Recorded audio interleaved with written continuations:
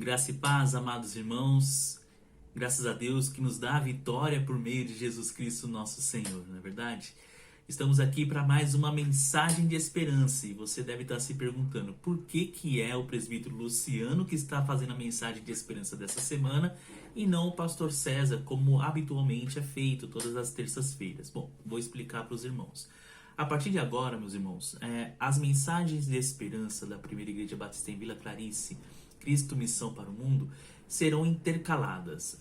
O pastor César ministrará a mensagem numa terça-feira. Na terça-feira seguinte será um presbítero, um diácono, enfim, uma pessoa que o pastor vai escolher para poder estar ministrando. E a outra terça-feira será o pastor César novamente. Então, uma terça-feira sim, uma terça-feira não, será o pastor César. E uma terça-feira sim, uma terça-feira não, será um presbítero, um diácono, enfim, alguém que o pastor César vai aí escalar para trazer a mensagem de esperança para o meu e para o seu coração. Amém?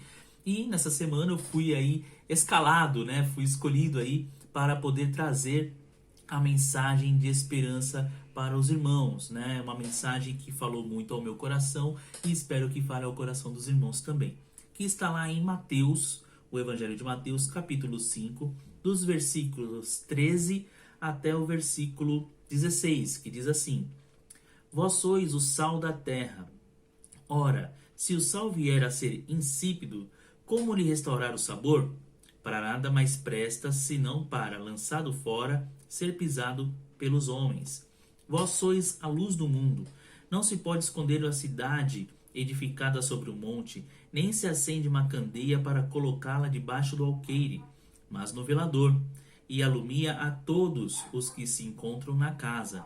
Assim brilhe também a vossa luz diante dos homens, para que vejam as vossas boas obras e glorifiquem a vosso Pai que estás nos céus. Meus irmãos, essa palavra é bastante importante, porque Jesus estava diante da multidão, ele tinha pronunciado ali algumas palavras referentes às bem-aventuranças, né? Se você ler do capítulo 5, do versículo 1 até o versículo 11, praticamente tem aí os bem-aventurados, né? As bem-aventuranças, né?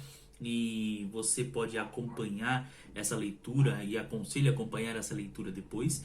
Mas Jesus, ele dá uma continuidade aqui falando sobre dois elementos fundamentais que um cristão deve ser, que é o sal da terra e a luz do mundo. Irmãos, é muito importante entender que o sal e a luz, quando é tratada aqui por Jesus, esses elementos, eles têm características importantes e Jesus sempre utiliza algumas referências para poder trazer a luz, na verdade, né, do entendimento dos irmãos sobre como nós devemos nos portar nesse mundo, que nós estamos inseridos nesse mundo, né?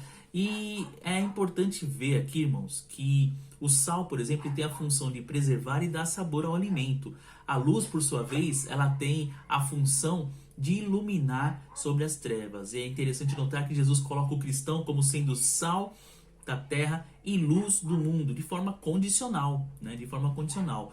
E ele não diz, vocês serão o sal da terra. Ele não está dizendo, vocês devem ser o sal da terra. Ele diz, vós sois o sal da terra. Então ele está dizendo que nós somos de fato, a partir do momento que nós temos Cristo no nosso coração, nós somos o sal da terra e a luz do mundo.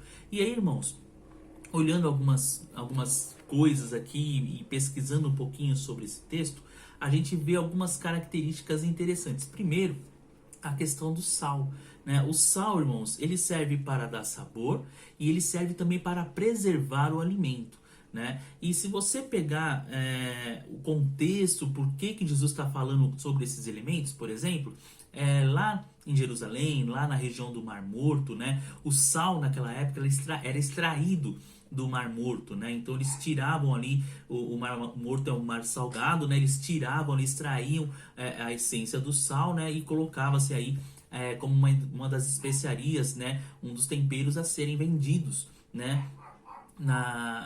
Em Jerusalém. E quando Jesus trabalha a questão do sal, é porque naquela região ali de Jerusalém também existiam alguns lugares, algumas regiões que também se extraíam alguns elementos Porém, não era o sal puro, o verdadeiro sal. Tanto é que quando a pessoa comprava aquilo e provava, percebia que não tinha sabor. Então era um sal sem sabor, né? Ou um sal estragado, podemos dizer assim, né? Por isso que ele fala assim: se o sal vier a ser insípido, como lhe restaurar o sabor? Né? Então, assim, o sal ele tinha como se fosse uma validade ali, né? E se ele estava sem sabor, não tinha como restaurar o sabor do sal. Simplesmente ele não prestaria para mais nada. Por isso que ele fala: para nada mais presta, se não lançado fora, ser pisado pelos homens, né? Então os homens pisariam no sal, e não é no pisar de menosprezo, e sim simplesmente porque realmente não tinha mais utilidade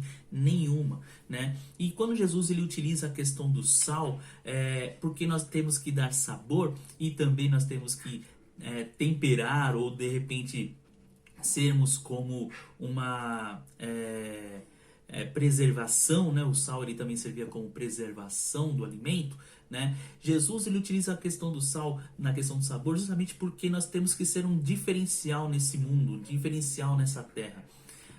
Eu lembro de um amigo meu que uma vez contou que a esposa dele tinha feito uma macarronada maravilhosa, né? Só que primeiro ela serviu o macarrão, e ele gostava muito de macarrão alho e óleo, né? E quando ele foi experimentar, ele percebeu que não tinha tempero nenhum e falou: nossa, isso aqui tá emborrachado, isso aqui parece que não tem sabor, o que é isso, né? Aí a esposa dele falou assim: calma. Aí foi lá e pegou o molho, né, na qual ela colocou os temperos ali, e aí misturou com o macarrão, e o macarrão ficou uma delícia, né? Ou seja, aquilo que deu sabor àquele macarrão foi justamente o tempero, o sal, né, a especiaria utilizada para dar o sabor àquele alimento. E assim somos nós, irmãos. Nós somos sal da terra. Nós fomos escolhidos por Deus para poder dar sabor ao mundo, né? Levar o sabor ao mundo e o sabor de Cristo, né? E também preservar, né? O sal também tem o cuidado de preservar, né? Nós podemos preservar a palavra de Deus. Vocês sabem, irmãos, que o sal ele também tem uma característica importante: ele dá sede. Ele dá sede. Quando você coloca o sal na boca, alguma coisa salgada, você não sente um pouco de sede depois? Então, o sal lhe dá sede. E isso mostra que quando nós somos sal, nós também, além de temperarmos, darmos sabor e preservar, e aí a questão de preservar é preservar as amizades, preservar o cuidado da palavra de Deus, preservar realmente essa palavra no nosso coração e transmiti-la de uma forma fiel e eficaz, mas também fazer com que as pessoas sintam mais sede da palavra de Deus. Ou seja, as pessoas vão ver em nós um elemento na qual eles podem ter sede de aprender mais da palavra de Deus. E também o texto fala que nós somos a luz do mundo. Não se pode esconder a cidade edificada sobre o monte, né? Nós estamos aqui pertinho do Pico do Jaraguá, né? E todas as noites, né, ou de repente durante o dia, se você olhar para a região do Pico de Jaraguá, você vai saber que existe uma torre lá, e não tem como esconder. Às vezes, quando o tempo está um pouco ruim, né, algumas nuvens entram na frente e tudo mais, mas você vê brilhando assim, e você sabe que tem alguma coisa brilhando lá. É isso que Jesus está falando. A gente não consegue esconder algo que é edificado sobre o monte. Uma cidade edificada sobre o monte não dá para esconder, porque ela está lá, está visível, né? E assim é a luz, né? Ela está lá brilhando, ela é visível. Nem se acende uma candeia, no versículo 15 está falando, para colocá-la debaixo do alqueire, né? Mas no velador. O alqueire aqui, irmãos, algumas pessoas interpretam a questão de alqueire sobre terras, né? Lugares, né? Alqueires e terras. Não. Esse alqueire aqui, na verdade, era um cesto. E esse cesto, ele era colocado no lado dos animais, no lado dos cavalos ou dos burros, onde se colocava especiaria ali, né? Então, os animais carregavam nos seus lombos, né? Algum cesto, um de um lado do outro, com especiarias. E o que Jesus está falando assim, não dá para pegar a vela, colocar a vela lá no chão e colocar um cesto por cima, porque não vai iluminar, não vai ter utilidade nenhum, né?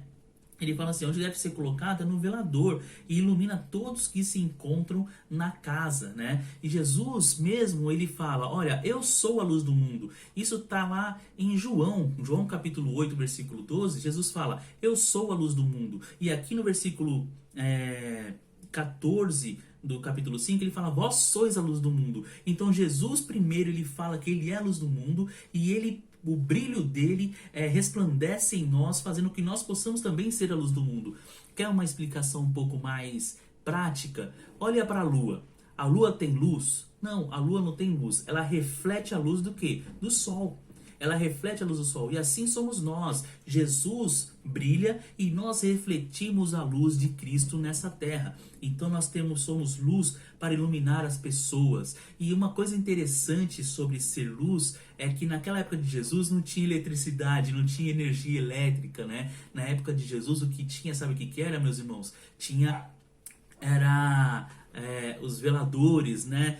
Se colocava o óleo ali, né? Colocava um pavio, um óleo e ali se acendia, né? De alguma forma eles acendiam aquela lamparina, né? Lamparina. E então o óleo preservava a luminosidade. E esse óleo é o próprio Espírito Santo de Deus que habita em nós e faz com que nós possamos fazer com que a luz de Cristo continue a brilhar. Então, meu irmão, que você possa ter essa palavra no seu coração, que você possa ser sal e que você possa ser luz de Cristo Jesus nessa terra. Amém? Vamos orar? Senhor Jesus, nós te agradecemos, ó Pai, por essa mensagem. Te agradecemos, ó Pai, porque o Senhor nos ensina que nós devemos ser sal e luz, ou seja, fazer diferença nesse mundo, fazer diferença, ó Pai, para as pessoas que estão ao nosso redor, fazer diferença, ó Pai, para as pessoas, ó Deus, com quem nós nos encontramos diariamente. Que o Senhor, ó Pai, possa fazer com que cada um de nós possa brilhar a luz de Cristo Jesus através das nossas vidas,